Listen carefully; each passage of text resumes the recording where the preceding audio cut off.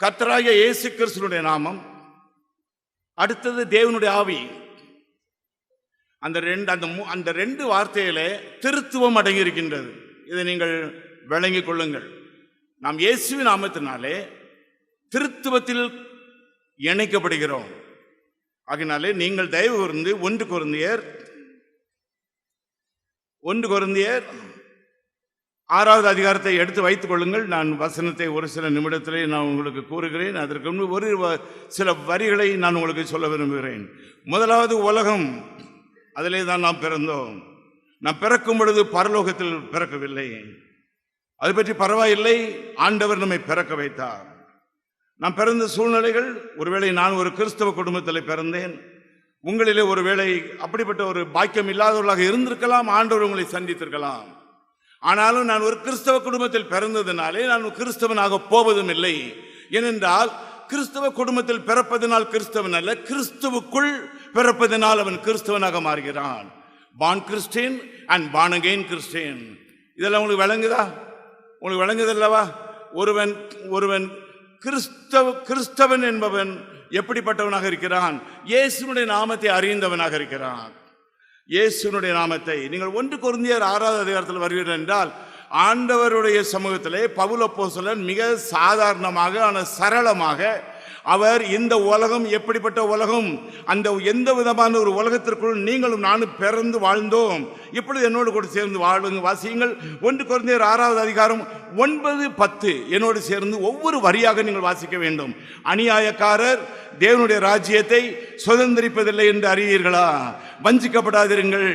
வேசி மார்க்கத்தாரும், விக்கிராராதனைக்காரரும், விபசாரக்காரரும், சுய புணர்ச்சிக்காரரும், ஆண் புணர்ச்சிக்காரரும், திருடரும், பொருளாசைக்காரரும், வெறியரும், உதாசீனரும், கொள்ளைக்காரரும் தேவனுடைய ராஜ்யத்தை சுதந்திரிப்பதில்லை. அடுத்தவரையும் சேர்த்து வாசிருங்க.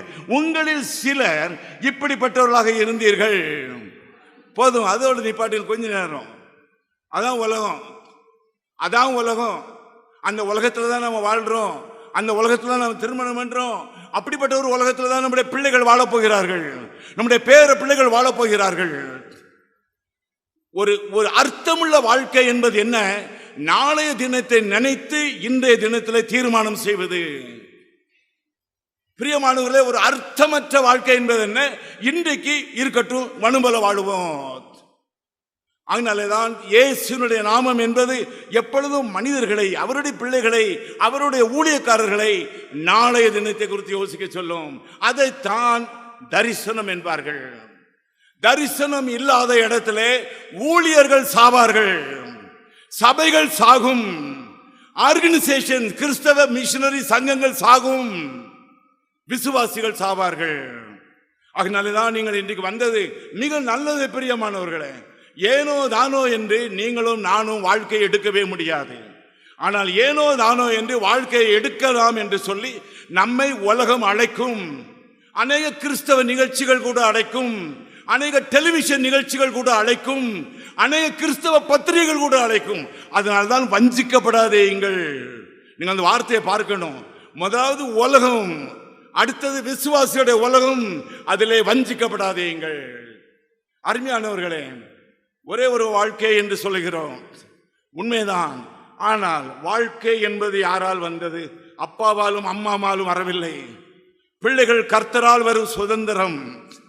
வாழ்க்கை என்பது கர்த்தர் ஒரு கணவனுக்கும் ஒரு மனைவிக்கும் கிருபையாக ஒரு உருவை ஏற்படுத்தி ஒரு வாழ்க்கையை வெளியே தள்ளுகிறார். அந்த வாழ்க்கைக்கு சில வருடங்களை கொடுக்கிறார். அநேகர் சொல்லுவார்கள் இது என்னுடைய வாழ்க்கை என்று. இல்லை பிரியமானவர்களே, அவர்கள் தெரியாமல் சொல்லுகிறார்கள். அவர்கள் பொய் சொல்லவில்லை, தெரியாமல் சொல்லுகிறோம். இது என்னுடைய வாழ்க்கை. This is my life. I know how to do it. நீங்கள் எனக்கு ஒன்றும் சொல்ல தேவையில்லை. இது என்னுடைய வாழ்க்கை. பிரியமானவர்களே, அப்படி அல்ல, அது அல்ல. ஆனால் மனிதர்கள் ஆகிய நாம் அநேக காரியங்களை விளங்கிக் கொள்ள முடியாதவர்களாக இருக்கிறோம், தெரிந்து கொள்ள முடியாதவர்களாக இருக்கிறோம். ஏனென்றால் 1 மணிக்கு இன்றைக்கு என்ன நடக்கும் என்பது நமக்கு தெரியாது. சாயந்தரம் 5 மணிக்கு நமக்கு என்ன நடக்கும் என்பது தெரியாது. இன்னைக்கு இரவு கண்ண மூடினால் நாளைக்கு எழும்புவோமா என்பது நமக்கு தெரியாது. வருங்காலம் மனிதர்களுக்கு தெரியாததினாலே தெரிந்தவர்கள் போல மனிதர்கள் தங்களை பற்றி பேசி மற்றவர்களை விட தங்களை பெரியவர்களாக காட்ட விரும்புகிறார்கள். அதற்கு காரணம் என்ன? மனிதனுடைய பிறப்பு மமதை. மனிதன் ஒரு மமதையின் சிகரம். தனக்கு எல்லாம் தெரியும் என்று அவன் நினைக்கத்தக்க அளவிற்கு அவன் தன்னுடைய இருதயத்திலே பிடிவாதக்காரனாக மாறினான். அந்த பிடிவாதம் தான் பாவம் என்பது பிரியமானவர்களே. அந்த பாவத்தில் அவன் விழுந்து விட்டதினாலே அவனுக்கு கண்கள் மூடிவிட்டது. உங்களுக்கு தெரியும், லாம்பத் கான்ஃபரன்ஸ் என்று சொல்லுவார்கள். ஆங்கிலிக்கன் சபையிலே லாம்பத் கான்ஃபரன்ஸ் என்று சொல்லுவார்கள். ஆங்கிலிக்கன் சபையிலே உள்ள எல்லா அத்தியட்சர்மார்களும் இங்கிலாந்திலே கூடுவார்கள். அது 10 வருஷத்துக்கு ஒரு முறை நடக்கும்.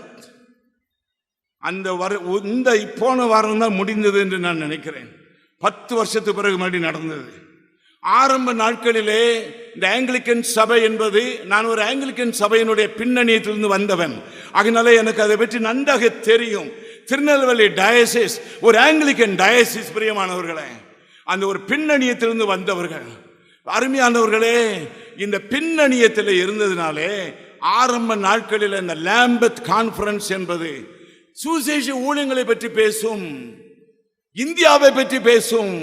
ஆனால் கடந்த அந்த லாம்பத் கான்ஃபரன்ஸ்ல என்னத்தை பேசினார்கள் தெரியுமா? ஒரு ஆணோடு ஒரு ஆண் விவாகம் செய்தால் அவனை பிஷப்பாக மாற்றலாமா வேண்டாமா என்று சொல்லி. ஏனென்றால் ஏற்கனவே ஒருவனை அவர்கள் பிஷப்பாக மாற்றி இருக்கிறார்கள். அதனாலே கடந்த லாம்பத் கான்ஃபரன்ஸ்ல ஆங்கிலிக்கன் சபை உடைந்தது. நீங்கள் நன்றாக நீங்கள் யோசிக்க வேண்டும்.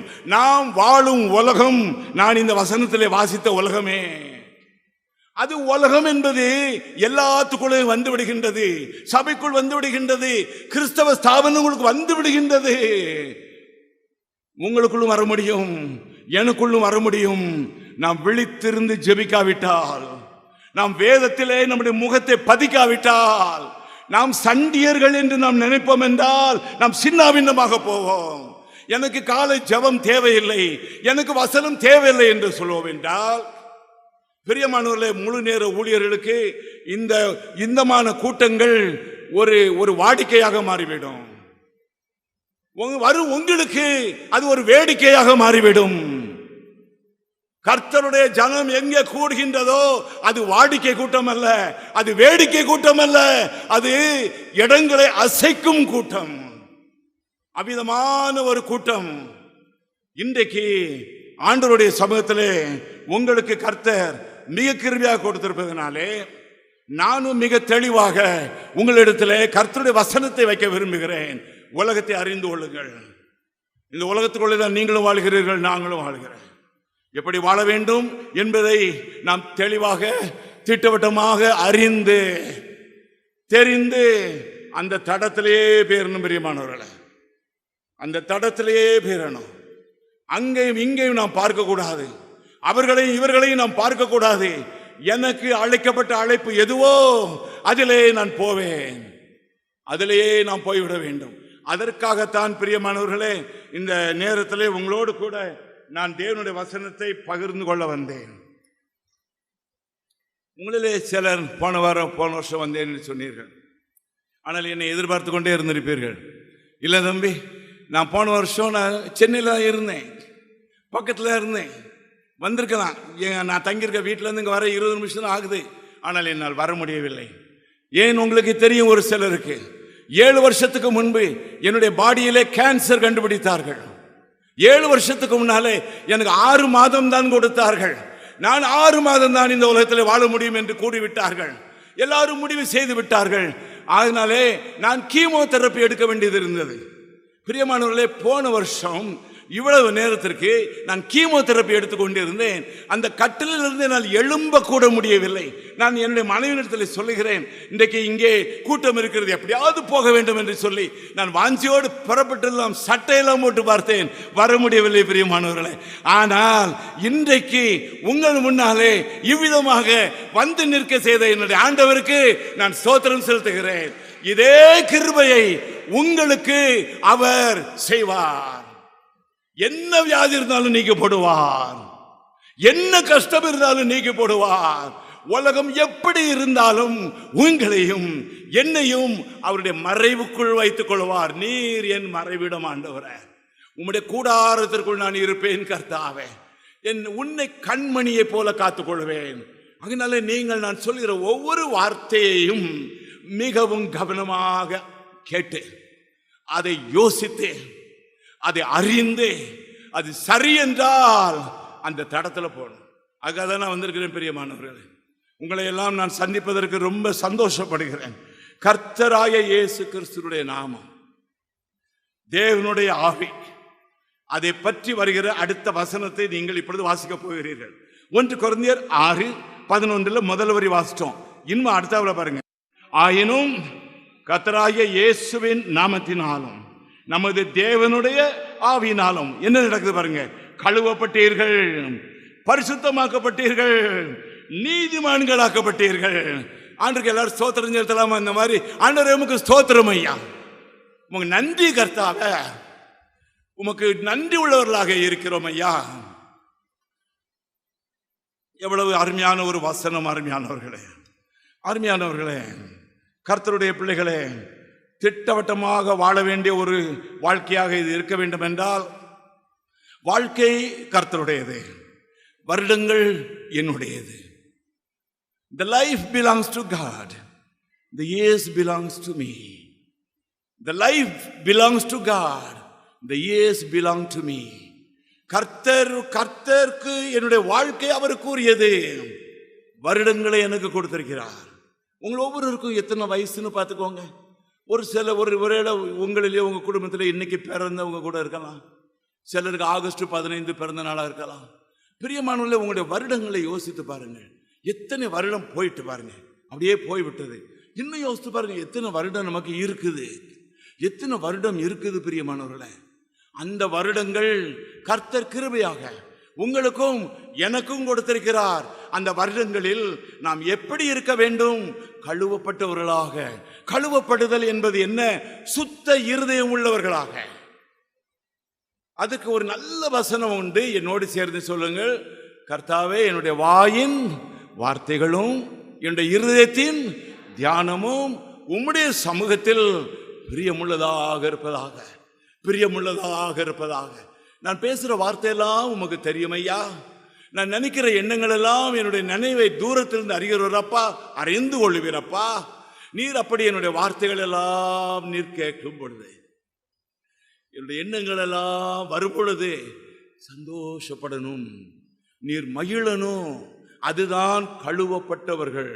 இந்த கழுவப்பட்ட இருதயத்தை நாம் காத்து கொண்டோம் என்றால் அது ஒரு பெரிய ஒரு மகிழ்ச்சிக்கு நேரான ஒரு நாளை நமக்கு தரும். ஒவ்வொரு நாளும் அதிகாலையிலே என்னை தேடுகிறவன் என்னை கண்டடைவான் என்று சொல்லி இருக்கிறது கர்த்தருடைய வசனம். ஆண்டவர் சில சமயத்தில் நீங்கள் நன்றாக தூங்கி எழும்பி முழங்கால் போடக்கூடிய கிருபையை கொடுப்பார். ஆனால் சில சமயத்தில் காலையில் நீங்கள் எழும்பி விடுவீர்கள், ஆனால் உடல் ரொம்ப சோர்ந்து போய் இருக்கும். அப்பொழுது இன்னும் கொஞ்ச நேரம் கண்ணை மூடிட்டு அதுக்கு பிறகு நான் எழும்பலாம் என்று ஒரு எண்ணம் வரும். அந்த வரும் எண்ணத்தை நீங்கள் மேற்கொண்டு நீங்கள் எழும்பி நீங்கள் முழங்கால் போட்டீர்கள் என்றால் அன்றைக்கும் அந்த கழுவப்பட்ட இருதயம், அந்த கழுவப்பட்ட வார்த்தை, அந்த கழுவப்பட்ட நாவு, அந்த கழுவப்பட்ட இருதயம், எண்ணம் காக்கப்படும். பிரியமானவர்களே, அதனாலே கழுவப்படுதல் என்பது அதிகாலையில் இடம்பெற வேண்டிய ஒன்றாக உங்களுக்கும் இருக்கின்றது, எனக்கும் இருக்கின்றது.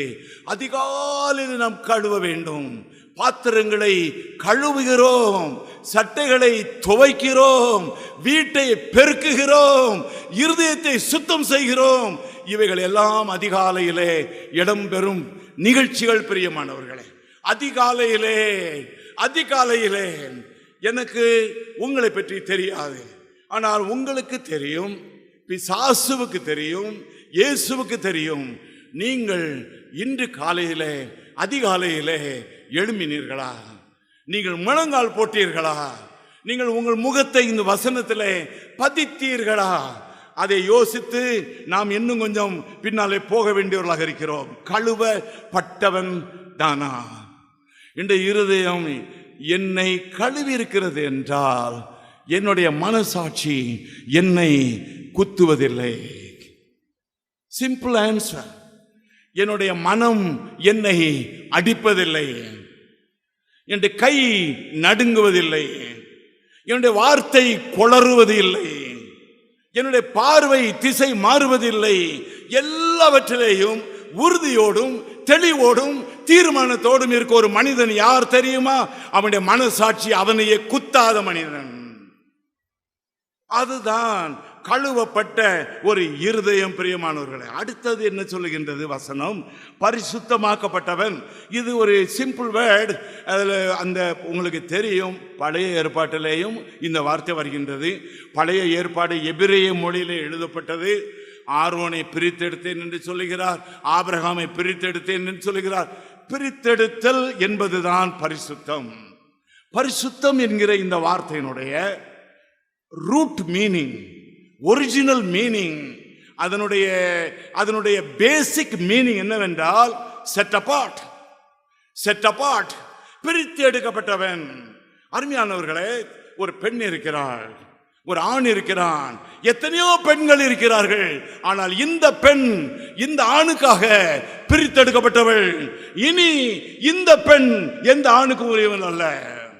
அது நான் கிறிஸ்துவுக்குள் பிரித்தெடுக்கப்பட்டவர்களாக நீங்களும் நானும் மாறும் பொழுது நான் இனி எவருக்கு உரியவன் அல்ல?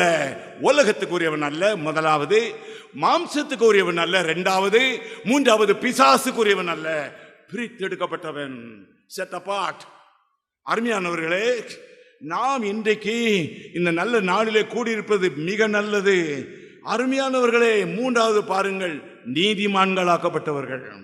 நீதிமான்களாக்கப்பட்டவர்கள். நான் சுருக்கமாக சொல்லிவிடுகிறேன். ஒரு அருமையான வார்த்தை. பிரியமானவர்கள், நீங்களும் நானும் பாவிகள். என்னை பார்த்து நீ நல்லவன், நீ பாவமே செய்யாதவன் என்று ஆண்டவராகிய இயேசு கிறிஸ்து சொல்லுவார் என்றால் நான் அதை சந்தோஷத்தோடு ஒப்புக்கொள்கிறேன். ஆனால் எனக்கு என்னை பற்றி தெரியும். இவ்வளவு சொல்லுகிறாரே என்னை பற்றி, ஆனால் எனக்கு என்னை பற்றி தெரியும். அவர் என்னுடைய பாவங்களை மன்னித்ததுனாலே, என்னுடைய அக்கிரமங்களை மன்னித்ததுனாலே, எவனுடைய மீறுதல்கள் என்னோடு சேர்ந்து சொல்லுங்க, என்னுடைய மீறுதல்கள் மன்னிக்கப்பட்டதோ, இவனுடைய பாவங்கள் மூடப்பட்டதோ, எவனுடைய அக்கிரமங்களை கர்த்தர் நினையாதிருக்கிறாரோ அவன் பாக்கியவான். அது பிறகு எவனுடைய ஆவியில் கபடமில்லாமல் இருக்கிறதோ அவன் பாக்கியவான். இப்ப நீங்க ரோமர்லையும் இதை பவுல் அப்போஸ்தலன் இதை கோட் பண்ணுகிறார். இந்த 32வது சங்கீதம் 1-2 வசனங்களை ரோமர் நிருபத்தில் பவுல் அப்போஸ்தலன் அதை மறுவர்க்கா சொல்றாரு. அதுல எப்படி சொல்றாருன்னா, 32வது சங்கீதத்தில் இந்த 4 சேர்ந்து வரும். ஆனா ரோமர்ல அந்த 3 தனியாகவும் அந்த 4வது கடைசியாகவும் வரும். ரொம்ப நல்லா இருக்குல்ல தம்பி மேனியல்? அது யாருக்கும் உள்ளது. எவனுடைய பாருங்க, இப்ப சொல்லுங்க, எவனுடைய மீறுதல் மன்னிக்கப்பட்டதோ பாஸ்ட் டென்ஸ், எவனுடைய பாவங்கள் மூடப்பட்டதோ பாஸ்ட் டென்ஸ், எவனுடைய அக்கிரமங்களை கர்த்தர் நினைக்காதிருக்கிறாரோ பாஸ்ட், பிரசன்ட், ஃபியூச்சர், எவனுடைய ஆவியில் கபடம் இல்லாமல் இருக்கிறதோ ஃபியூச்சர். விளங்குதா உங்களுக்கு? நல்லா விளங்கிட்டா? ஆண்டவருக்கு ஸ்தோத்திரம். ஆண்டவரே, என்னுடைய 103வது சங்கீதத்தில் வருதல்ல, என்னுடைய அக்கிரமங்கள் எல்லாம் மன்னித்து, என்னுடைய நோய்கள் எல்லாம் குணமாக்கி, என்னுடைய பிராணனை அழிவுக்கு விலைக்கு மீட்டீர். சொல்லுங்க, சத்தமா சொல்லுங்க, என் ஆத்துமாவே கர்த்தரை, என் முழு உள்ளமே கர்த்தரை, கர்த்தர் செய்த சகல உபகாரங்களையும் சத்தமா சொல்லுங்க.